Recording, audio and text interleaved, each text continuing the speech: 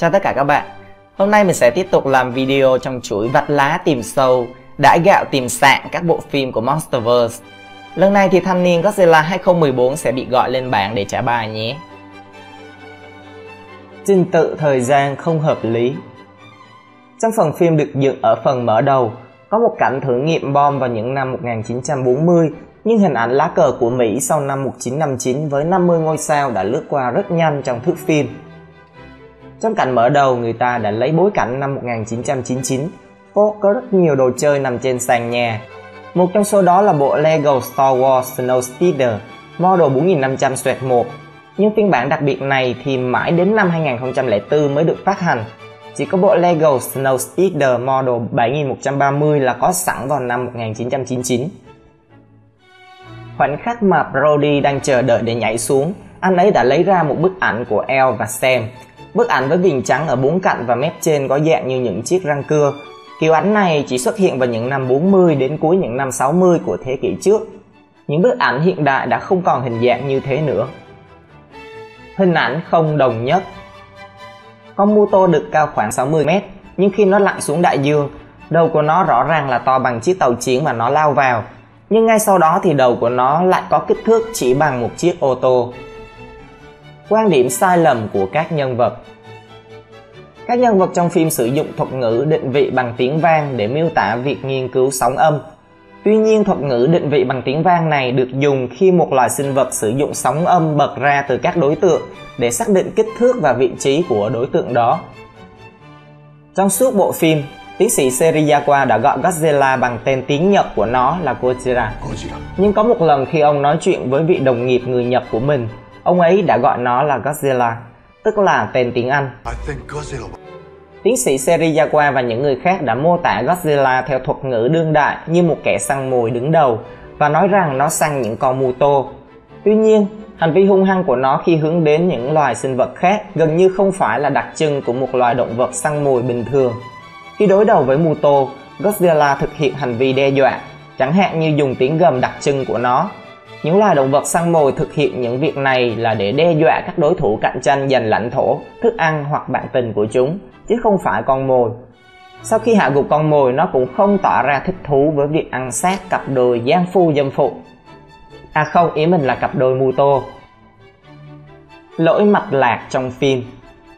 Trong trận chiến giữa Godzilla và hai con Muto, nhiều tòa nhà chọc trời của San Francisco, chẳng hạn như khách sạn Grand Hyatt, bị phá hủy nhiều lần, và sau đó hình ảnh những tòa nhà lại xuất hiện sau khi chúng sụp đổ. Khi Godzilla bơi dưới cầu thì nó có thể bơi bên dưới những con thuyền, nhưng nếu nó đứng lên khi ở trong nước thì mực nước chỉ đến khoảng đầu gối của nó thôi. Mực nước ở phân cảnh thứ hai quá nông để Godzilla có thể hoàn toàn chìm trong nước.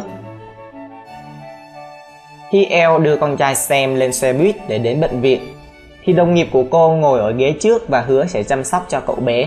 Sau đó khi xe buýt phải dừng lại ngay trên cầu vì có một cuộc tác chiến quân sự, Sam đang ngồi gần cửa sổ giữa xe buýt và ở đối diện người đồng nghiệp của Elle đã ngồi. Nhưng trong những khung hình tiếp theo, bạn có thể thấy không có người lớn nào khác trên xe buýt ngoài người lái xe.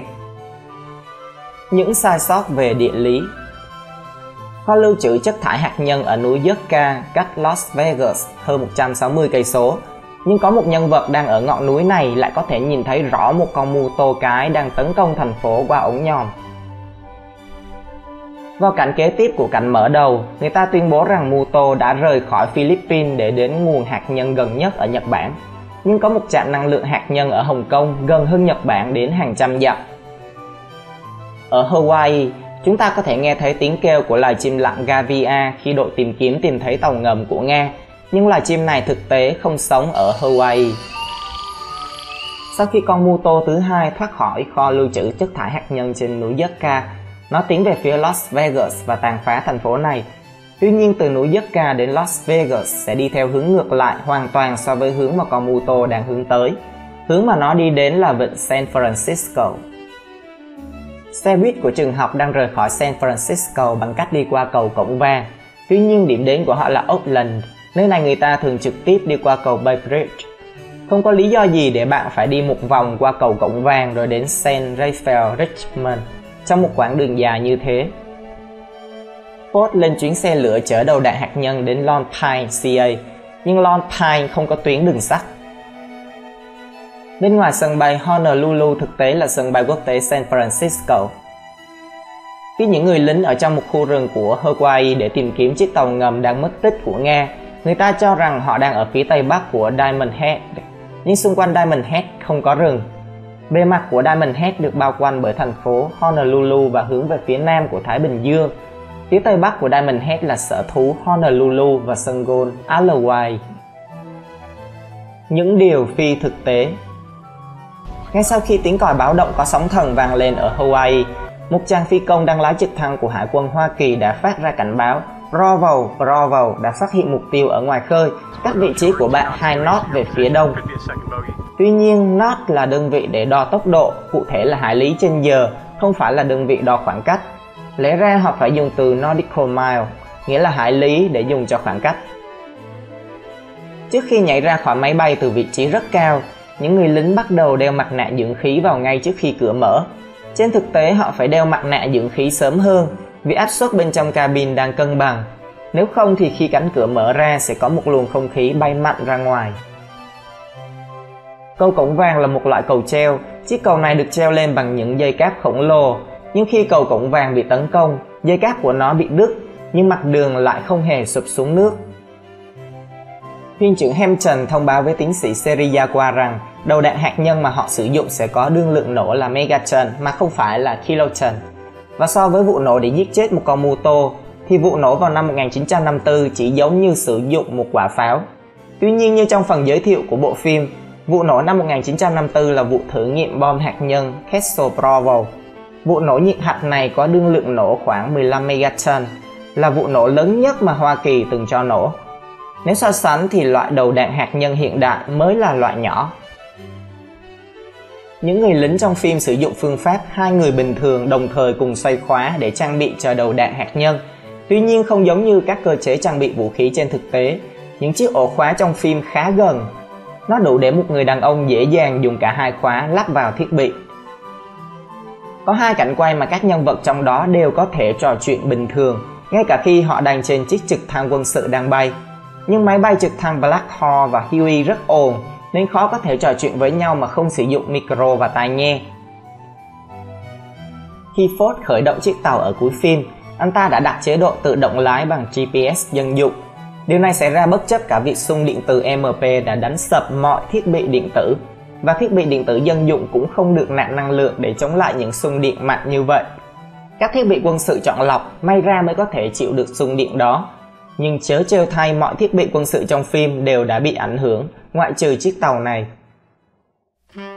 Khi chiếc xe tăng M1A1 Abrams ở trên cầu cổng vàng hướng nòng súng chính bắn vào Godzilla, có rất ít, thậm chí là không hề có hiệu ứng về vụ nổ của súng ở khu vực xung quanh xe tăng. Lẽ ra nó phải rất mạnh và có thể dễ dàng nhìn thấy ngoài đời thực. Cảnh quay về bộ xương hóa thạch của Dagon. Gai lưng và các thanh xương sườn của nó đều hướng vào trong, về phía của khung xương sườn. Về cơ bản thì phần sau của cột sống, tức là gai lưng của nó đang hướng về phía trước. Về mặt giải phẫu điều này là không đúng, ngay cả khi đó là bộ xương của một loài đã tuyệt chủng chưa được khám phá, vì gai lưng của Godzilla phải mọc theo hướng ngược lại mới đúng. Vào khoảng phút thứ 76, một chiếc xe tăng rơi xuống bờ sông và trôi về phía hạ lưu sông, nhưng các dòng xe tăng hiện đại không nổi trên nước mà sẽ chìm. Lỗ hổng cốt truyện. Người ta đã xác định rõ rằng những con mô tô rất nhạy cảm với bức xạ. Độ nhạy cảm này đủ để phát hiện ra lò phản ứng của một chiếc tàu ngầm lặn sâu dưới đáy sông. Vì vậy khi đó họ quyết định sử dụng hạt nhân để giăng bẫy mô tô. Thay vì tháo đầu đạn ra và cho vào một chiếc thùng chống bức xạ để giấu nó đi, thì họ lại đặt toàn bộ tên lửa lên một toa tàu trống và phẳng, rồi vận chuyển nó sang một khu vực mở khác. Nếu một chiếc máy bay có thể bay ở độ cao nằm ngoài phạm vi của xung điện từ MP, thì mô tô sẽ không thể đánh bợp các vệ tinh do thám được. Tuy nhiên họ đã không dùng cách này để xử lý. Thời điểm con mô tô cái đã ở trong kho lưu trữ chất thải hạt nhân, khi những người lính đang kiểm tra vị trí cũng như xem các thiết bị hạt nhân khác có còn nguyên vẹn không, thì con mô tô cái không có lý do gì để rời đi cả, vì địa điểm này có rất nhiều hạt nhân làm thức ăn cho tổ của nó. Con mô tô đực cũng sẽ cảm nhận được nguồn năng lượng hạt nhân này và bay đến chỗ nó sớm. Mô tô được xem là loài tạo ra và sử dụng xung điện từ làm vũ khí. Nhưng xung điện từ MP chỉ ảnh hưởng đến các hệ thống điện tử và hoàn toàn không ảnh hưởng đến các hệ thống vật chất hữu cơ, chẳng hạn như động vật hoặc thực vật. Không có lý do gì để một loài động vật ẩn mình dưới lòng đất hàng triệu năm lại có thể phát triển vũ khí xung điện từ hoặc phát triển bản năng sử dụng xung điện từ để chống lại các cuộc tấn công từ máy bay quân sự hiện đại. Lẽ ra nó nên phát triển các loại vũ khí để chống lại các con Titan khác như Godzilla chẳng hạn. Người ta cho rằng hai con Muto gặp nhau ở San Francisco để giao phối. Tuy nhiên có lẽ chỉ sau vài phút gặp nhau vào lần đầu tiên thì trứng của con cái đã chứa các phôi chuyển động. Ý mình là quá nhanh, quá nguy hiểm mọi người ạ. Bật mí thêm về những sai lầm.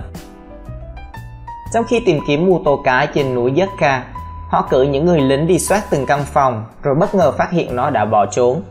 Điều này có vẻ không cần thiết khi có một chiếc trực thăng đang bay trên đầu và trong khi họ không nhìn được phía bên kia ngọn núi. Lẽ ra chỉ cần dùng trực thăng là biết con Muto cái đã rời khỏi nơi này.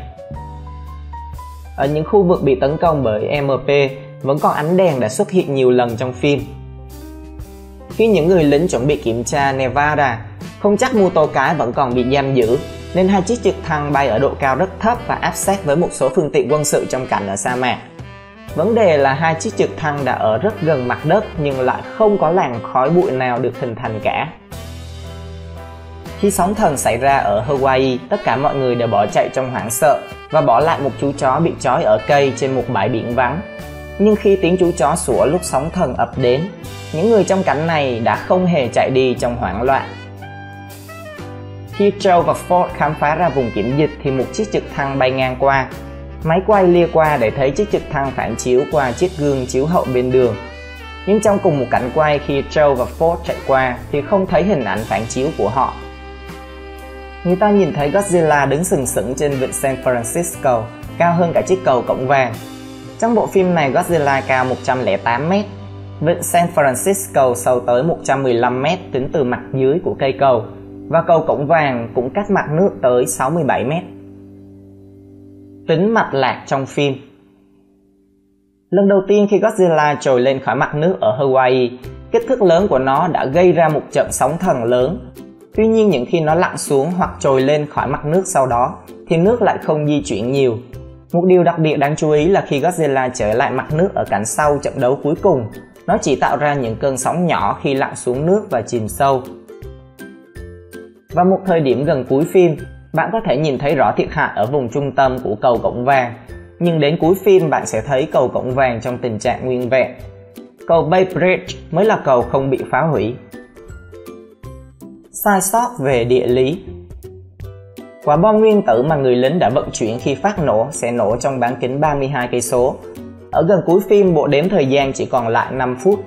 Chiếc trực thăng chở Ford sẽ không thể bay đi được 32 cây số trong thời gian ngắn như thế, và cả con tàu cũng không thể di chuyển quãng đường dài như thế trong thời gian đó để thành phố không bị ảnh hưởng bởi vụ nổ được. Điều phi thực tế. Khi đánh bại những con Muto, đèn trong thành phố ngay lập tức được thắp sáng trở lại.